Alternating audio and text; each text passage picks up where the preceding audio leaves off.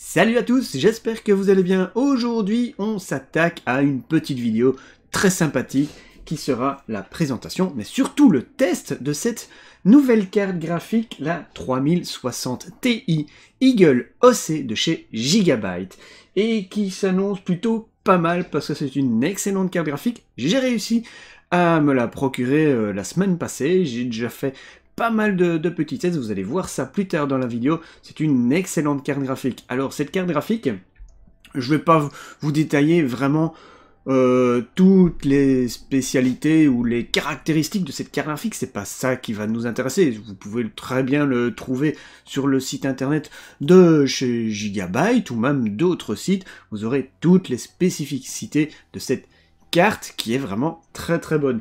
Je vais vous en citer quelques-unes, comme par exemple ici, vous voyez sur la backplate qui est vraiment très sympathique, vous avez même une petite ouverture qui laisse passer l'air chaud, extrait de la carte graphique, par le haut. Bon, il n'y a pas que par là. Alors ce qui est plutôt bien avec cette configuration, c'est que une partie de l'air chaud va remonter et sera directement propulsée vers le ventirad du processeur et extrait vers l'arrière du boîtier. Donc l'air va pas vraiment sortir par le dessous ou par l'arrière, et là le circuit sera peut-être un petit peu raccourci et ça va fonctionner peut-être un petit peu mieux, à condition d'avoir un très bon refroidissement du boîtier, avoir des ventilateurs sur l'avant qui pulsent l'air à l'intérieur et poussent tout l'air chaud vers l'arrière pour le ressortir à l'arrière et sur le dessus du boîtier. Donc ça c'est plutôt pas mal.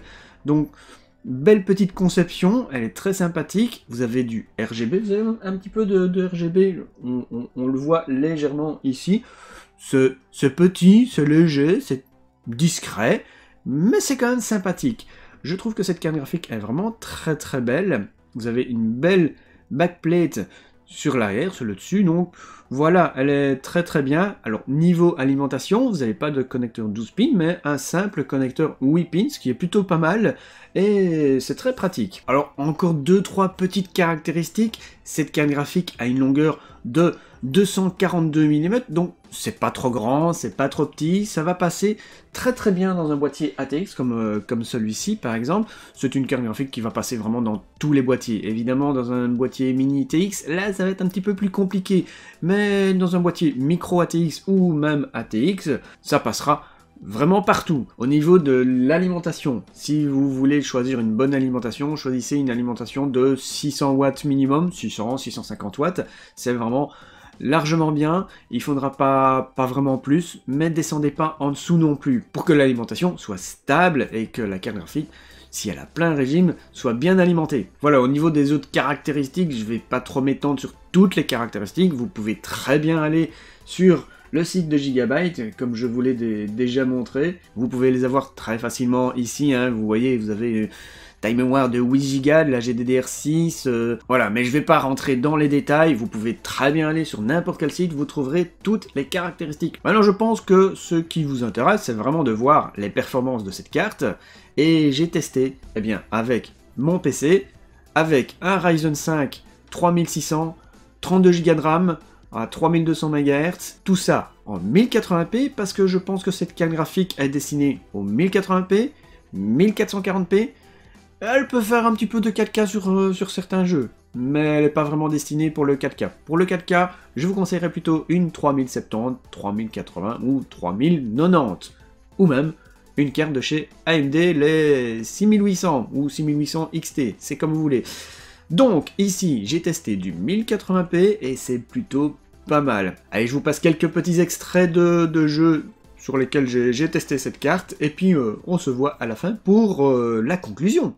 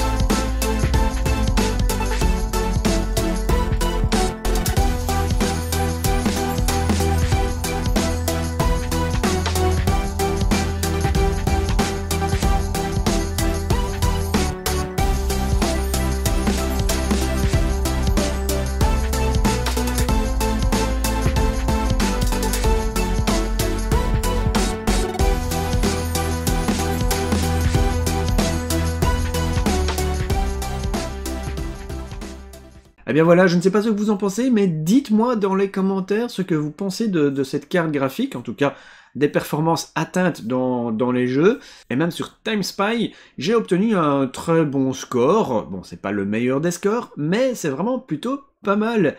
Et par rapport à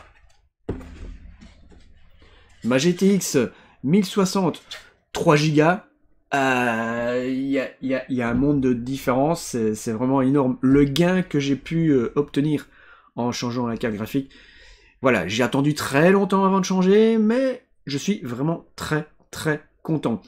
Ces performances que je vous ai montrées, tous les réglages étaient en ultra dans tous les jeux, et c'est plutôt pas mal. Même dans Assassin's Creed Odyssey, on est à plus de 60 FPS, entre 60 et 70 FPS en ultra, c'est vraiment plutôt pas mal, c'est vraiment très bien. Maintenant, si vous baissez la qualité, vous pouvez dépasser largement les 80-90 FPS très facilement. Et dans d'autres jeux, eh bien, que dire, vous avez vu, hein, dans Fortnite, 140, 150 FPS très facilement en épique, et puis dans Doom aussi, dans Subnautica, The Forest, c'est des jeux qui sont relativement bien gourmands. Tout était en ultra, et on a de très bonnes performances, donc c'est plutôt pas mal. Alors, petit bémol, hein, c'est que cette carte graphique, ou même toutes les 3060 Ti pour l'instant, on ne sait pas en trouver très facilement. Il y a moyen d'en trouver, hein, je vous le dis. Celle-ci, j'ai pas recherché très longtemps avant de tomber dessus. Vous pouvez en trouver aux alentours de 460-470 € les moins chers. Maintenant, les plus chers, vous allez monter jusqu'à 550, 600 €. 600 €, n'achetez pas une 3060 Ti parce que vous arrivez dans les prix d'une 3070. Mais je dirais jusqu'à 520, 530, 540 € pour une carte custom. Évidemment, ça dépend des modèles. Vous savez très bien que certains modèles, comme les modèles Strix de chez Asus, sont relativement plus chers.